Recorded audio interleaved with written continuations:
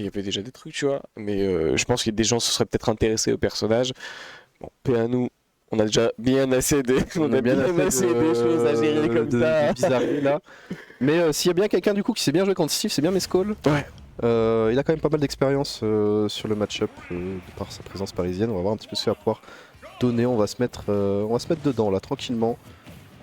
Je vais même pas faire semblant de savoir comment le match-up se passe, qu'est-ce qu'il y a de bons outils. J'imagine que tout ce qui est un petit peu dans le type de Ridley, etc., ça peut être pas trop mal, ça peut être pas trop dégueu.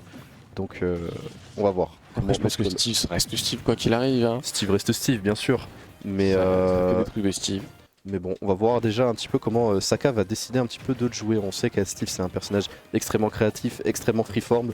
On peut un petit peu l'adapter à son playstyle, on peut l'adapter au match-up, on peut un petit peu tout faire avec ce perso, c'est ça qui est bien. Et là on a mangé un vilain side B déjà de la part de Roll. Virgule. Il nous a fait une virgule tard blue lock. Regarde, deuxième. Et il maîtrise bien son truc, mais peut-être il a voulu un peu trop monter. Il a un petit peu trop voulu sexer là, l'ami Saka.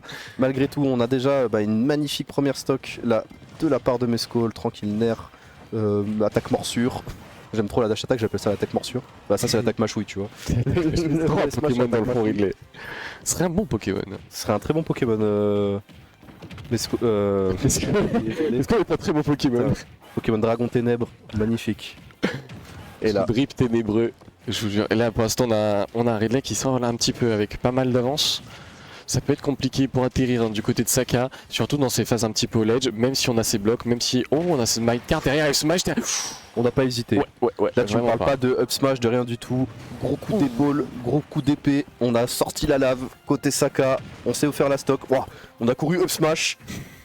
Mokra. Ça c'est du ouais. Tu vois ce up smash back air derrière, tu vois tu conditionnes à rester bien sur place, on back air sur la normal get up. Ça c'est quelqu'un qui connaît très bien ce personnage et ce genre de situation on les connaît, elles font toujours peur hein. Même si tu es pardon. Waouh, en détente. J'étais là en mode non, même si tu sais que tu meurs pas, tranquille ça te fait un peu peur.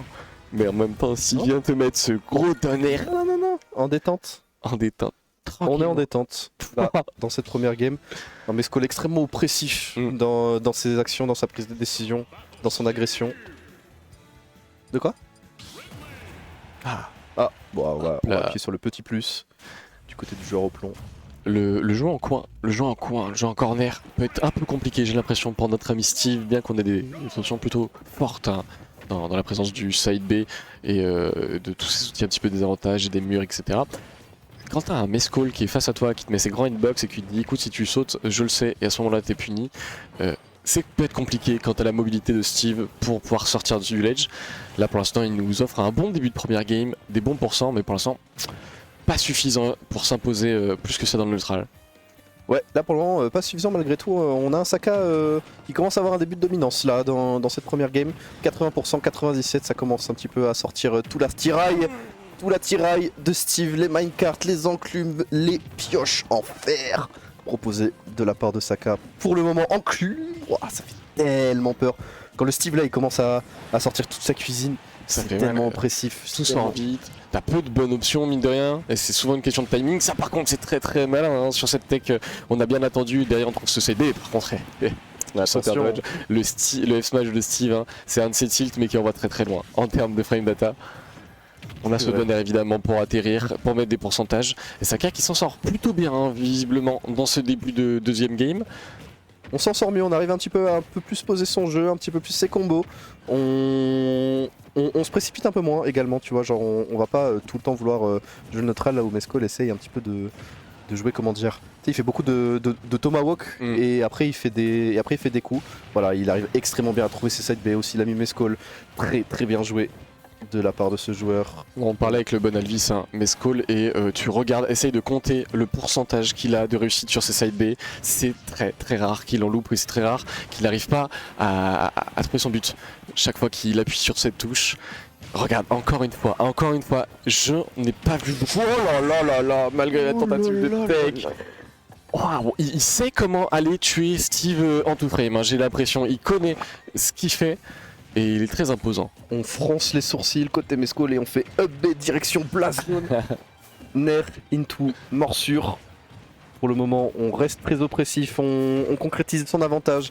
Là, du côté de Mescol, niveau Saka, c'est un petit peu plus compliqué pour le moment à l'edge.